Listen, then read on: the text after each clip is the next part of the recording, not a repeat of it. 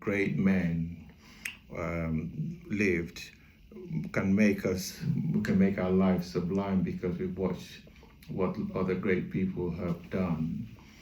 And when we leave this planet, we leave our footprints on the sands of time. So no matter who we are, we all leave an impression on somebody in this world. Now, why did I write this book? I wrote this book because I wanted it to be inspirational, if I could do that, because life for me in the early years was pretty tough actually. And as I wrote in the flyer that's on the Edinburgh Fringe program, there were times I felt like I wanted to get off the train of life, as it were, but something kept me going, and which is why I chose this title, Beyond the Horizon Might Be Better, because we all know if you aim for the horizon, it shifts and you'll never get to the horizon because it's not static. But if you keep aiming for the horizon, at some point, you will come to a position of comfort, a position of rest. And that's what kept me going, and I never gave up. Because sometimes people give up just before they reach that position of comfort, and they're none the wiser. The plan this evening is that I'll read some passages from the book, and then we'll have a short discussion about it. I want it to be as interactive as possible. So if anything I read makes you feel like you want to say something, please do so. Perfect. Yeah. By all means, contribute. If you feel that something that struck a chord or something you'd like to ask, then just say. And we're going to do this in quite a fluid fashion, so it can be interactive and that you can be as much part of it as possible. But we'll kick off with a reading. Yeah, the first reading is from the first chapter. One of my Yoruba names is Sola, which means God has blessed me. And a few weeks short of my 6th birthday, life took an unexpected turn. My father took me to live with his own father, James. My father had not discussed this move with my mother. It happened without her knowledge while she was in hospital giving birth to her 4th child. Grandfather lived in a very big house in Lagos. It had to be large enough to accommodate him, his many wives, and the children who still lived at home. I had so many uncles and aunts, it was impossible at first for me to remember all their names. I could only see my teenage uncles' faces by looking up all the time. Grandfather was a fearsome figure who did not allow anyone to stray too far from the rules he laid down for his household. He was a big, naturally imposing man who wore long flowing robes and was never far away from a whip or a cane. His whip resembled a walking stick without the curved end, and it stood propped up in a corner, visible to all, and was used to dispense summary justice. Anyone with any sense did their very best to behave appropriately. It seemed that only the male children received beatings, though I myself was never introduced to Grandpa's whips. Life in pre-independence Lagos in 1958 was fun from my perspective. I loved sitting outside the house and watching the traffic and the people go by. The engine noises from the cars and the motorcycles sounded like jumbled up music that required somebody to take charge of its organization. The car drivers and motorcyclists obey the traffic lights and only show the frustrations of being stopped by hooting their horns continuously. Cyclists rode on the non-tarmac and dusty ground next to the road. They were responsible for raising dust that, depending on which way the wind blew, came straight into our faces. Any thoughts? Does that make anybody think about anything? that reading. What do you think a young man who's barely 6 was thinking? What do you think my mother would have thought when she got back from the maternity hospital and say, well, where's my son, you know? Because she was not told that I wouldn't be there. Was this all pre-arranged? No, you mean in the sense that with my mother? No, with the grandfather. Yes. Okay, so he. Yes, my grandfather knew, but my mother and my siblings were none the wiser. I was none the wiser. I was just told, get in the car, we're going to Lagos. But did he know the reason? No. He just accepted it. Well, you had no choice. Because,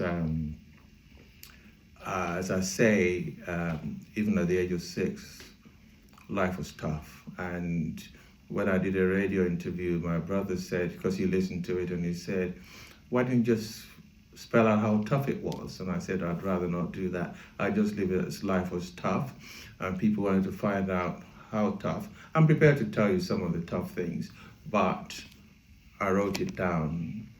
But I just didn't want to feel too much like a victim, because I am of the opinion that when people behave in a certain way, I never presume to know their reasons. I may not be happy at what they've done, but it's easy for me to come up with a reason that may not be the right one. So my father was strict, I think because he wanted me to be successful. And he was a professor of medicine. He thought, well, that's what made him successful, the way he was treated. So he thought that would do me a lot of good. And in the short run, it didn't. But So that was the reason he thought. that's the reason. It was very nasty, really. But as I say, it was just the way it was. I never held any grudges against him, because that's just the way it was. I didn't like what I went through, but I just thought, well, I mean, as I grew older, there were times I wanted to fight back. But then when I was 18, I did fight back, and then life took a semblance of normality.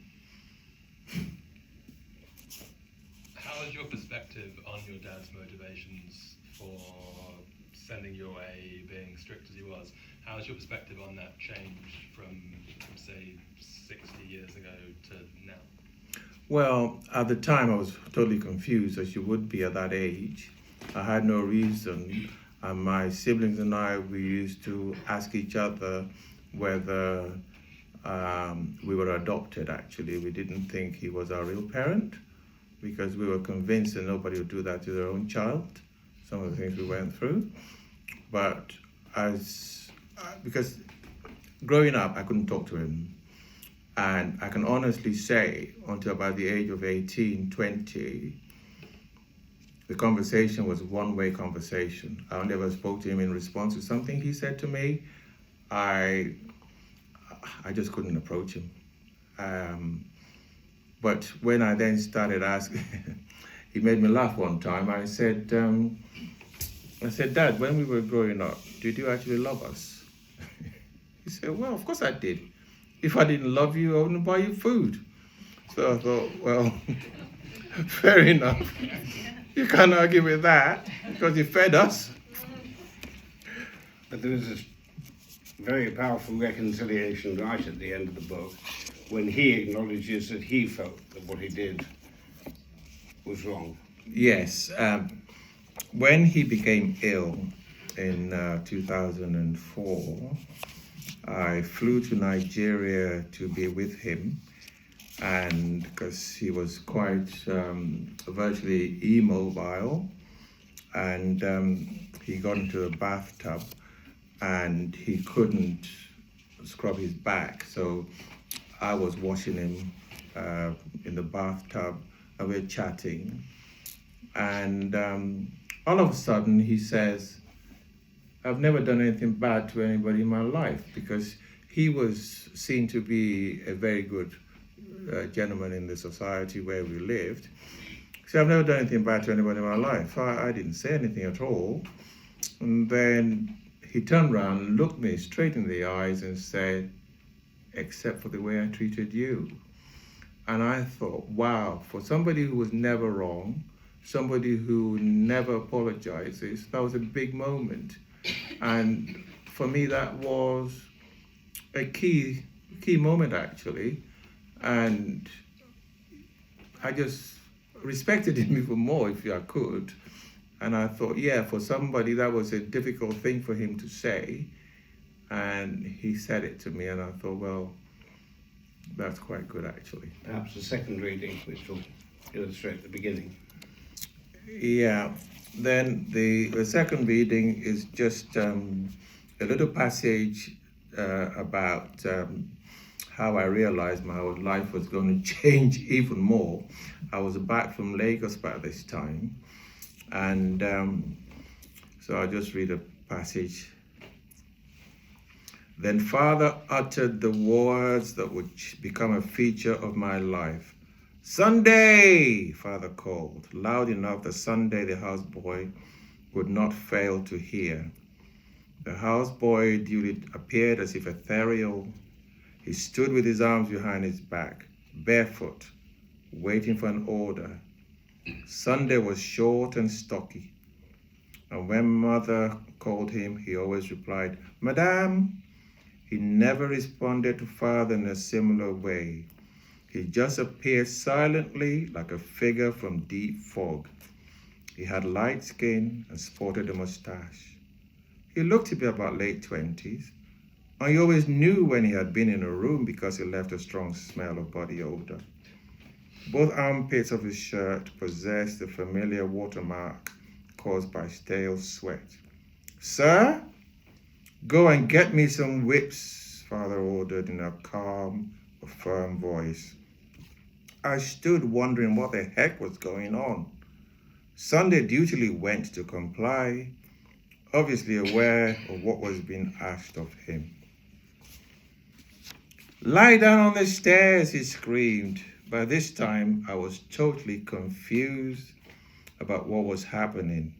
My mind had gone as naked as my body. It was like my mind had a parallel entity, with one part trying to figure out whether this was a bad dream, and the other casting fearful wide eyes at the whips, which must have numbered over a dozen. My eyelids became taut as they reached the limit of their possible excursion. As I lay on the stairs, getting a closer than usual look at the frayed carpet, the lashes came down into my bare back. Some strokes seemed to hurt 100 more times than others, as they struck already broken tissue. The beating went on until all the whips had been worn down to little more than stumps. The rest of the family looked on in silence. No one attempted to intervene on my behalf. I kept hoping that a visitor would arrive and end my plight, but no one came. So that was a tough few minutes for me. Why did your dad do that? Well, that particular occasion, because he was very, as I say, you probably gathered he was strict. That particular occasion, we've been playing outside because we weren't really allowed to play indoors. So we were playing outside, and we came inside, and don't ask me why, but children do funny things. So we came to the window, and we left some footprints on the windowsill, and that was that. Yeah, I should have used the door, but you know, kids are kids, aren't they? And And your mum? oh, she Wouldn't interfere. she couldn't. She, as I wrote in the book, I likened her to a spider, a fly caught in a spider's web. And the fly could struggle all it wanted, but still at the mercy of that spider. So he was a spider in that analogy, and she was the fly. And she couldn't do much. Only once did she intervene in when I got beaten, but I like to say punished, because, Yeah. and only once did she intervene, and apparently when I spoke to her later on, she said that my screams were such that she thought she had to say something. Yeah. Sorry, was this kind of treatment meted only to you or to your siblings? I was the eldest, so I got the most of it. I got like 90%, because if they saw the way I was treated, the rationale is they'll fall into line, because they wouldn't want the same. So being the eldest is not always a good thing. So sometimes you want to be the youngest, you know, but because the youngest, you just got everything she asked for. Daddy, can I have a bicycle? Yeah, what color would you like? I didn't ask for a bike, so that was that. But as I say, everybody in this room has a story, you know, and I'm not special, I'm not unique, but I just like to show that I took my 11 plus early, at the age of 10 in Bristol, and started grammar school in Bristol. And then we went back to Nigeria when he finished his postgraduate studies. And then when I was 20 years old, he said to me, well, you're not very clever, you don't know anything, you're so stupid, thick, and what have you. I'm sending you back to England where you were born. So he sent me back to UK, and I think that's what saved me. But what made me smile, not in a happy way, was my contemporaries who started who started grammar school with me in 1963. They were taking their university finals when I was taking my A-levels. So going back to Nigeria, I lost 3 years because I just couldn't pass an exam, because you'd ask me how many yards in a mile. I'm thinking, excuse me, I'm trying to watch television. And and then I get it wrong, even if I knew it, because the moment you ask me a question, the answers just left me. And you think, well, that's easy, you know. It's 1,760 yards in a mile, 5,180 feet in a mile. But if he was to ask me, I said, I couldn't tell him. So I kept failing my exams, and they kept pulling me back a year, pulling back another year. Then he sent me to another school, because the school I was in originally was a very expensive school full of the children of diplomats and what have you. It's such a brilliant school that we had all these famous people come and visit us, and I remember meeting Charlton Heston, the actor, and he said he brought lots of his books, Ben-Hur, a film he made, and he said, I asked him for an autograph, and he said to me, he says, well, I'll sign it for you, but what you should be doing is not ask people for their autograph. You want to put yourself in a position where people want yours. So I became a doctor so I could sign the scripts, you know, and well, that wasn't right, I became a doctor. But yeah, I mean, life was tough, really. Then he sent me to another school where the teachers there, I was writing their applications for their next jobs because they couldn't write proper English. And yeah, it was tough, but it's what it was. Because one of my friends, she was a doctor with me. We worked together for over 20 years. And when she reviewed it online, she said, because people call me Larry, she said, I worked with Larry for over 20 years, and I thought I knew him inside out. But I didn't know him at all. So, you know, because I've had a different life, I didn't go around telling all my friends and stuff, oh, look at me, I've suffered, look at, you know the scars of my psychological scars. We worked together for 22 years. All my partners, they had inklings of when it came up in conversation, but I never went on about it. They didn't know. And because that's just the way I think it should be, because I'm not special. But do you think there came a moment when the memoirs became, these ancient memoirs became more vivid and you wanted to write them down? I wouldn't quite say that, because the book, before it came out in December 2023, I'd started writing it 23 years before. So it was sitting on my computer for 23 years.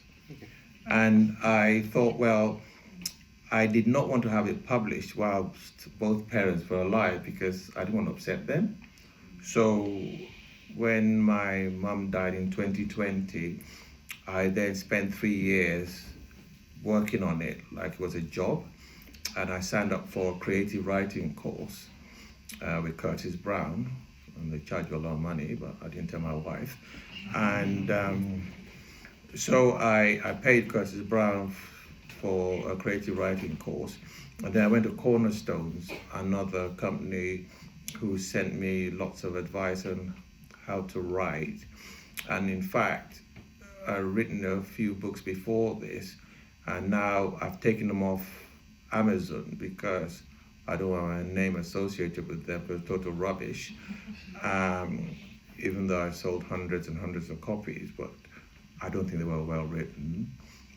This one I think is okay. Larry, can I? Of course you can. I have a sight impairment, so I haven't read your book. When you talk about, I'm a bit confused. Were you in Bristol doing your secondary education? I started in Bristol when my father was still doing his postgraduate studies. And then the moment he finished them in late 1963, he went back to Nigeria and said, one thing I'm not going to do is leave you in this country, because you're going to turn out like an English boy. So he took me back with him. So you did most of it in Lagos? No, we went to Ibadan, because when we left here, we went back to Ibadan, where he became professor of medicine at the University of Ibadan. And then when I was 18, in between the other things happened to me, which I've opted not to sort of, because I don't write everything down. Some things are like, I don't think they're important, so I just omit them. But he then, when I was 18, when I was 20, he then said, look, you can't pass an exam. So basically, he was born in London. He was a medical student. He had 4 years of his course to go at Bristol. So my mum was in London studying, he was in Bristol studying when they met. Then when he graduated in 1956, when I was 4 years old, we all went back to Nigeria and he started work at the university. And then we sort of messed around a bit, as it were. Then he then came back here to do his postgraduate studies, and I came back to the 11 plus, went to a school, St. John's Primary School, and then took the 11 plus, started grammar school. Then when he finished, he took me back again. And that was pretty much when the beating began. That's when it got a bit scary. Because when I was in Bristol, you know what children are like, they always do stuff. He had an exam in Edinburgh, because he's got a fellowship at Royal College of Physicians from this city here. He had an exam in Edinburgh, and being children, my brother and I, the brother who is at the front of this book, he's the one, I miss him a lot actually, because he died in 1966 from a dog bite, rabies it was. And so he had an exam in Edinburgh, and we didn't know, he never wore a watch, but he needed it for exam. So my brother and I, the brother that passed away, we took the watch apart, and then we couldn't put it back together again. and he needed it for exam the next day. So driving up from Bristol to Edinburgh, we could see him. I was sat in the back and I could see him going like, and I'm thinking to myself, you can hit it as often as you like, he ain't gonna start. And anyway, so if I'd done that in Nigeria, I would have been in serious trouble. I just got telling off. Do you know if your grandfather beat your father, Oh, he did. and how does that change how you view what your father did to you? Only in to a slight extent, because my grandfather, bless the man, I love him a lot actually. He was not educated like my father. He had about 5 or 6 wives. I was chief of the tribe, and his job was a tailor. So I had a tailor's shop. And so he had like, I wouldn't say about 30 kids. And so my father was number 1. So he wanted him to be successful. And so he was made an example of for the boys in the family, because the girls, because for whatever reason, some Nigerian men decide not to rate women, which I can't quite understand. But the man or the boy had to either be a doctor or a lawyer or something like that. So, which is why most of my uncles were doctors. So my father, being the eldest, he had to, well, didn't have to, but he was made an example of. And he was convinced that's why he was successful. So me being the number 1, he thought that would be a way to help me. But we disagreed. Interestingly, you obviously stopped the family tradition. And Yes, you well, put that a lot down to your wife. yeah, I did. You wrote Yeah, about well, it. you've read the book. Yeah. Yeah, because without the wife, I'm sure that I would have been in big trouble. Yeah. Yeah. Well, that's good Well, that she was you're there. telling me. Yeah. Yeah, because as I wrote in the book and as I said on the radio interview, if I'd married anybody else, I'd be on wife number 5 or 6 by now. So, credit where it's due, right? Just Yeah. to confirm, you're still on wife 1, yeah? At the moment, life can throw up surprises.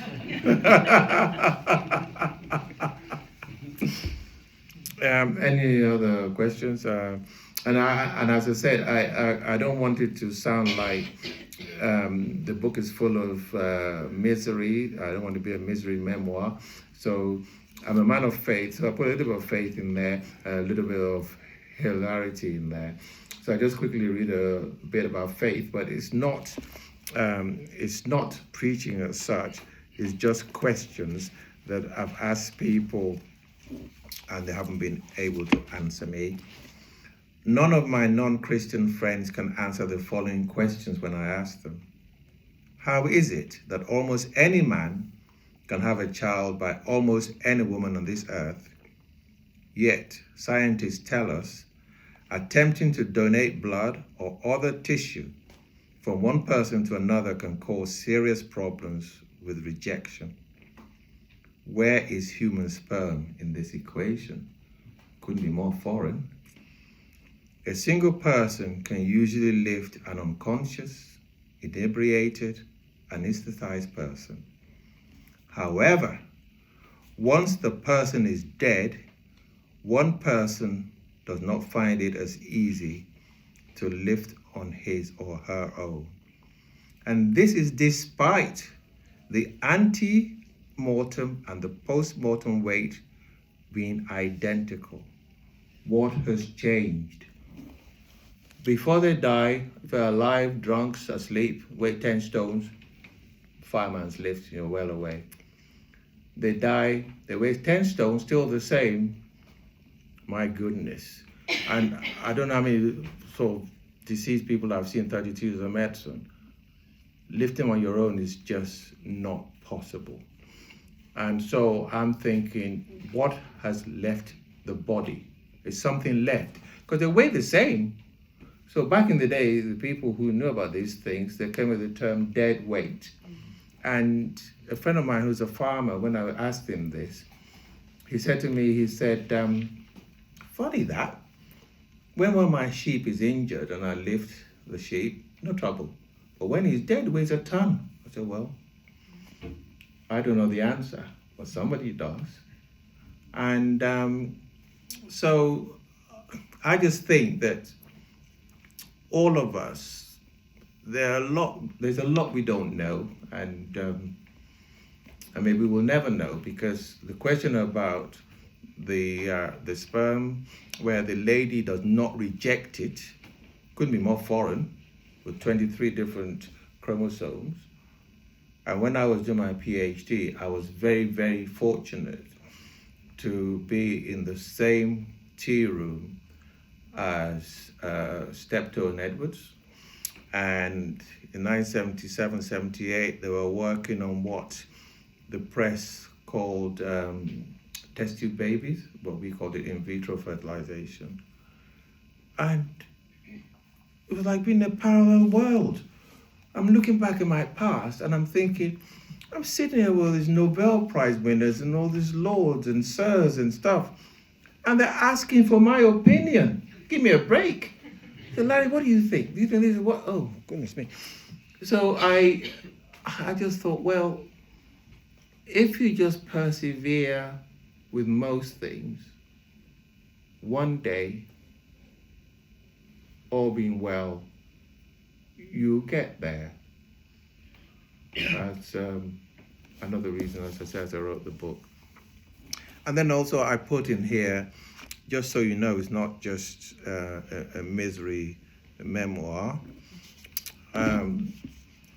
I was working in Queen's Medical Centre in Nottingham, and I was doing brain surgery, and I loved it. When I went on holiday, I said, what do you do? Oh, I'm a brain surgeon. What do you think? In my final month of working on Ward D10, because when you're on call, you see anybody who comes in. I was asked to come to the casualty department to assess a lady in her late 20s who was complaining of a headache. Her background history was of having fallen down the stairs and hitting her head. Doctors, regardless of their specialty, normally examine all the different systems in a patient. I went and clocked the patient after taking a verbal history, including asking about double vision, nausea, because she'd banged her head. I also asked about shortness of breath, chest discomfort, and when her last menstrual period was.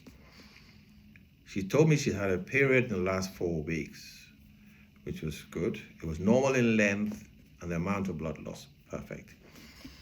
My examination was thorough, and I carefully checked that all her paired 12 cranial nerves were in working order. I examined her chest for heart and lung, normal. I came to examine the abdomen, and I was struck by her distended abdomen, and I examined her carefully. When I pressed gently on the left upper area, she demonstrated that it was painful. I percussed that area by tapping. The unmistakable dullness that I heard told me something solid was under there. My brain went into overdrive and I began to worry. I put together the fact she gave a history of falling down some stairs, the swelling and the dullness. I arranged for her to have an urgent ultrasound scan, and I booked theatre after discussing with the on-call surgeon. I took blood samples for tests, and I arranged for 4 units of blood to be cross-matched in case. In fact, I was convinced she would need a transfusion. I was sure the young woman had an enlarged spleen. The spleen is an organ that lies below the diaphragm on the left side of the body. It plays a role in fighting infections. I remembered from lectures the damage to it can cause internal bleeding. And what made splenic rupture dangerous was that because it was enclosed in a sheath, any bleeding can be contained up to a point before sudden rupture if the damage is undetected. I was feeling pleased with myself as I sat in the casualty office waiting for the radiologist to return and tell me I had been correct in my diagnosis. When she returned, I didn't know whether to laugh or cry when the radiologist informed me the ultrasound scan showed that the lady was pregnant and that she was in labor. Nobody knew because she's hidden it from everybody. And I as I said, I didn't know whether to laugh or cry because I was convinced she had a splenic rupture. She told me she had a normal period, but she was in labor. And I thought, wow, so how wrong can you be sometimes? But you do also draw out some of the challenges of being in the health service with your Nigerian background, and Yeah. you do touch on some of those. Yes, I sometimes smile when I think about the fact that I was coming to Edinburgh because I passed the membership of the Royal College of Ophthalmologists in Glasgow because Edinburgh didn't want me.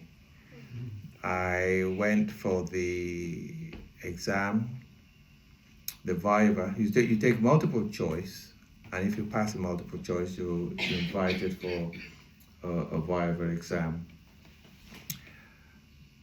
And I came up and walked in the room, 6 tables, 2 examiners at each table. I get 10 minutes at each. And I was feeling fairly confident, especially since one of my friends, who's now a plastic surgeon, eminent plastic surgeon, we've been practicing the night before, and he said, "Oh, Larry, you're going to smash this. Is there anything you don't know?" Oh, okay. So I walked in, and 2 gentlemen sat at the first table, 10 minutes, and I sit down, and the pathology went like this. "Good morning," he says. "Good morning, sir." He says, "Where did you study?" "University of Cambridge." So they looked at each other. And then he says, "Where are you from?" And I said, "Well, I was born in London, I'm British." They look at each other again. And then he says, by this time I could see he was getting exasperated, and at this time I knew I'd failed anyway. So I was thinking, is it really worth going to the other 5 tables? And then he says, "Where are your parents from?" And I said, "My parents are from Nigeria." And then he smiled and said, "That's where you're from." So I thought, fair dues. I never knew that, you know. And he said, "Now we've established your nationality," he says, "let's talk about TB. You get a lot of that over there, don't you?" I said, "Well, we don't get much TB in Cambridge," but I didn't say anything. So, and then when the result came, I knew I failed anyway. I didn't know why I bothered standing, because when they read the results out, there are about, I don't know where the hall is, but there's a hall in this city that's massive. About 800 people in this hall. And the guy who reads out the results, exam results, he goes to the front. I'm sure he relished his job. "And here is a list of the successful candidates," he says, "by your numbers. Number 10. And number 10 goes, "Ooh." Number 87. And everybody between 11 and 86, they all walk out. Number 205. So it was only like a 10% pass rate. So I thought, I mean, my wife actually was quite good actually, because I almost gave up, but I passed on the 7th attempt. And the examiners at the Royal Colleges apparently had a meeting and said we should limit it to 3 attempts. And they took a vote around these eminent doctors around the tables. How many times did you take? 6? How about you 7? How about you 5? So they left it. And so I just thought, wow, this is just, in fact, actually the toughest exam I've ever sat. My PhD compared to that was not so hard, you know. It was a tough exam. On the other hand, you did have some mentors who were white and supported you. Oh, this is why I think one must never judge people by 1 or 2 or 3 or 4 or 5 experiences you have. When I was working, well, first of all, let's go by the beginning. When I qualified as a doctor, one gentleman whom I worked with as a student said to me, "You got a job?" I said, "No, sir." "Come and work for me?" I said, "Yes." So that was done 6 months. The other guy, "Have you got a job yet, Larry?" "No, sir." "Would you like to work for me?" So I did. And the first one, when I was working for him in Bedford, when the 6 months were coming to an end, he said, "Sit down. You have any plans?" I said, "Yeah, I wouldn't mind being a surgeon." "Oh, great," he says. "Sit down."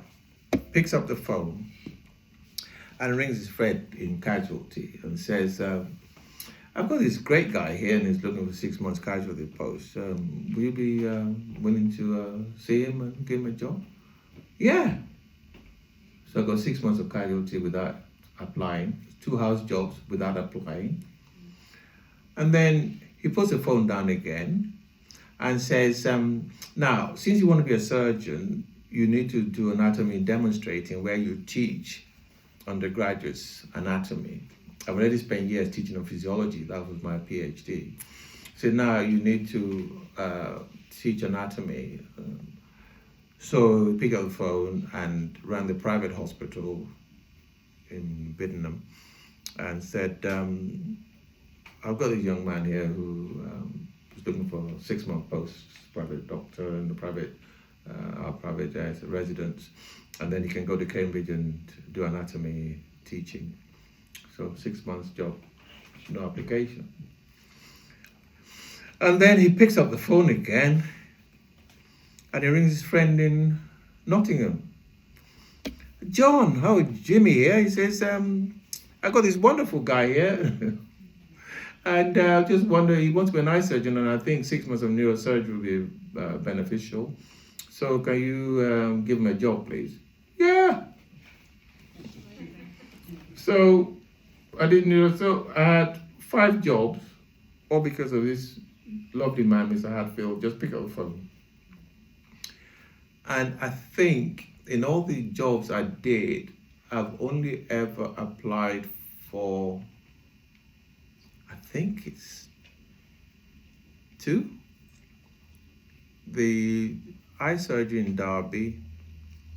Even when I went to do general practice, when I gave up eye surgery, well, I didn't quite give it up because they invited me back. When they asked me to join the general practice, where I worked for 22 years, the senior doctor knew my mother-in-law and said, "What's Larry doing now?" And she said, "Oh, he's doing a GP training scheme." "Great, we need a male GP because we're all females here." So I went for an interview and then they said, "Yeah, we'd like you to join us. We've got 3 women. You'll be the 4th doctor, will be male. So we're top heavy with only seeing ladies in our clinic. We don't have any men on our list." So I had an interview and then I said, "Look, at the end, thank you very much for offering me the job, but I got 18 months of my general practice studies to go. 18 months. No trouble, we'll wait for you, she says. And they did. So there are a lot of good people out there, which I wrote in the book. I don't want to give the impression that everybody's a bad person. You know, there are a lot of people who've been very nice and kind to me. And so... And you've met 2 members of the royal family. Yeah. I met Duke of Edinburgh twice. He came to our lab when I was doing my PhD, and we got chatting. And of course I saw him again when I was getting my degree, but we didn't talk then. All he did is just doff his cap, and we got our degrees. But when we were in the department, he came first time in 1978, because I was Chancellor then. And we got chatting. Oh, you know the royal family, they travel a lot. He says, where are you from? And by this time I learned not to say I'm British. So I said, oh, my parents are from Nigeria. And he says, oh, Nigeria. The Queen and I have been there a few times. Do you eat yams? So I said, yeah, I love yams. Fried, pounded, grilled, I love yams. And then he came again the second time to our department, because we had a lot of eminent people there, Sir Alan Hodgkin, Lord Keynes, lots of eminent people that he knew well. And second time he met me, he says, where are you from? My parents are from Nigeria. Do you eat yams? And then the second member of the royal family, when I was doing neurosurgery, this lady fell off a horse and banged her head and was injured. And so I was looking after this lady with my fellow doctors.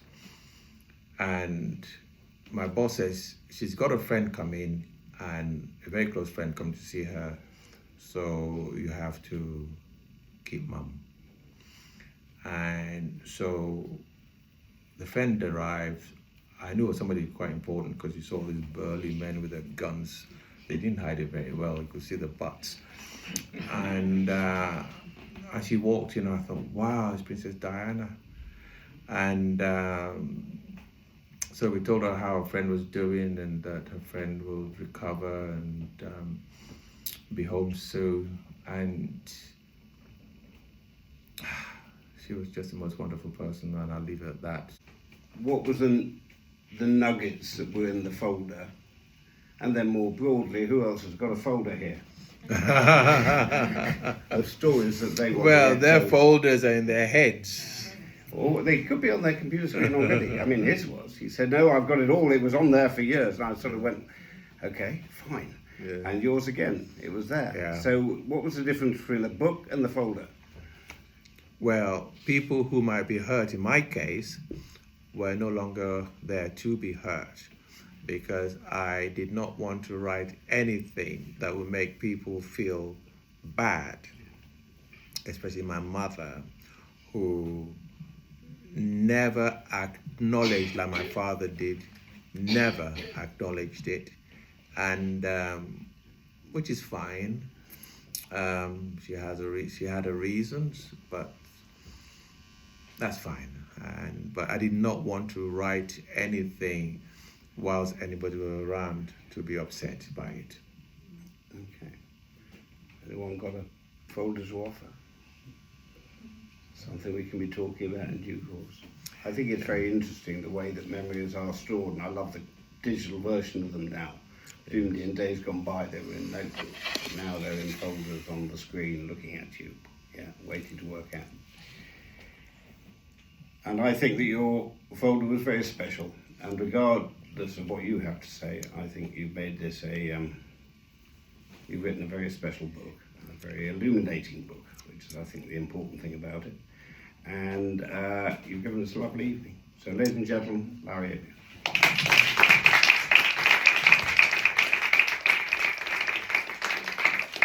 Once again, I want to thank you all for sparing the time and for coming this evening. I truly appreciate it because many of you don't know who I am, but you gave up your time, and I am very, very, very grateful. Thank you very much. Larry is going to run downstairs now, so if you want a signed copy, he'll be available.